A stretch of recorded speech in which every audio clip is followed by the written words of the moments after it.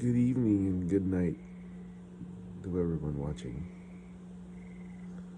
I would like to tell everyone listening that I hope that you have a great night and that you're enjoying your 3-day weekend.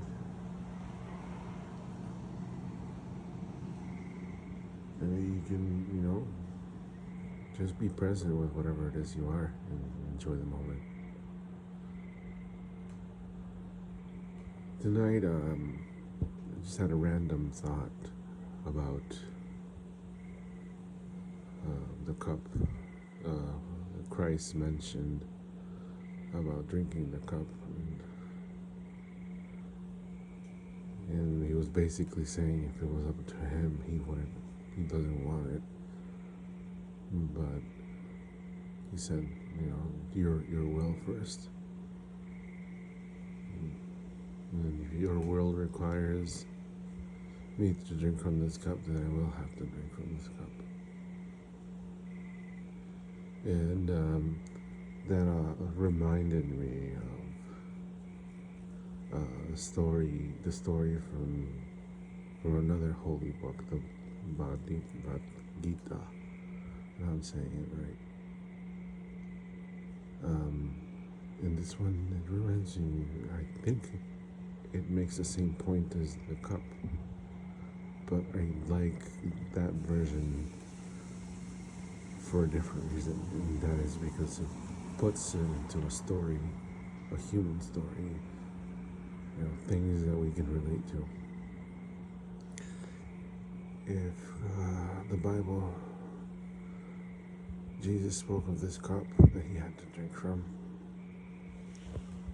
reluctantly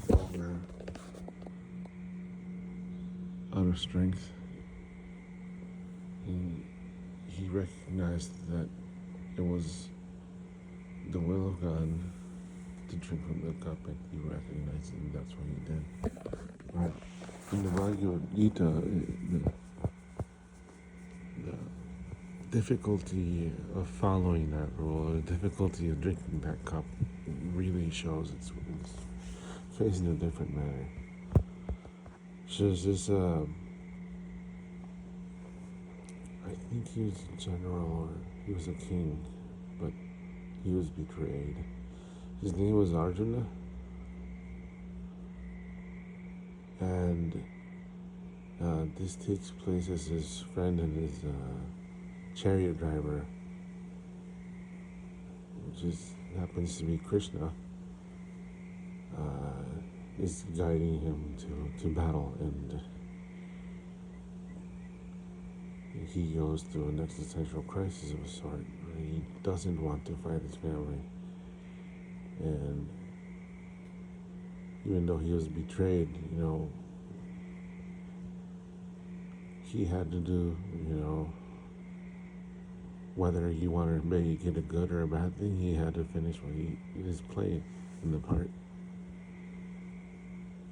And throughout the story, I would recommend for you to listen to that book if you're into spirituality, by the way. The Bhagavad Gita is a very, very beautiful story, very, very beautiful spiritual book. And if you read it, that's one of those books that I recommend that everybody reads once in their life. Whether you're religious, spiritual, or neither, it really changes your perspective. It invites you to see the world through different, it makes you recognize a different point of view and be able to see that, the greater scheme of everything. It's definitely a good book to listen to. And I won't spoil much of the book, but Arjuna was betrayed by his family, and then he was forced basically to go to war and fight the people he's known, his family. He doesn't really want to go through with it, but he has to, and that is his way of drinking the cup. He has to do his duty. He has to play his part. Whether he's doing this out of justice, vengeance, or just because, it doesn't matter. The reason doesn't matter. What matters is that the action happens. It really happens. Similarly to, life happening to us every day. How every day we're confronted with choices that we would have never been able to prepare to.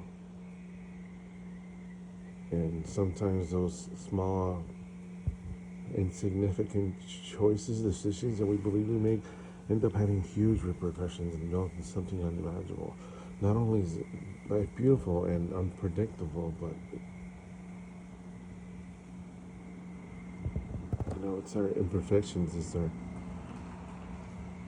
our anxiety, our desire to want to know more, our creativity, our hunger. That is what makes us human. That's what makes us beautiful. And when we're asked to drink of the cup, when we're asked to make difficult choices in life, we have to go through them and have the strength to face them. Face them with grace, face them with the best version, honesty, and truth of yourself. We can't escape nightmares in life, but we can change our perspective of them as they happen. We can become aware of them and be present with them instead of trying to escape the problems.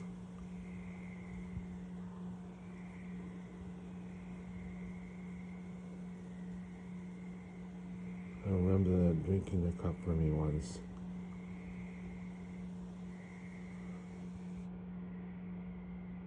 was about making an impossible choice.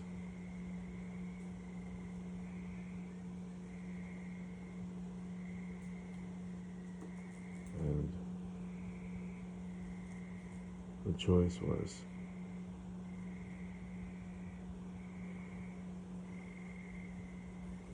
to love yourself first, to heal, to be responsible for the self,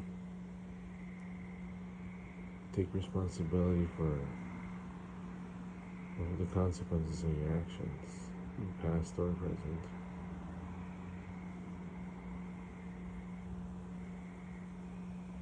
And to forgive oneself. Sometimes, that is the cup we have to bear. We tend to be so hard on ourselves and we continue to drink from that cup.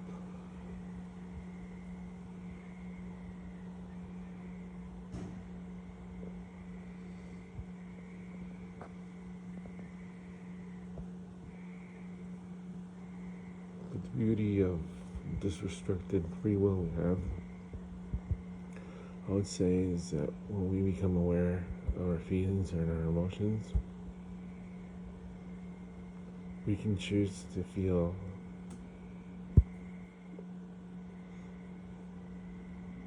upset or happy about something.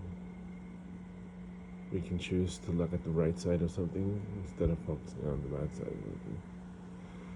And therefore, when you're aware that you're able to do this, then you're able to operate in a more efficient manner and one that vibrationally operates congruently with your soul.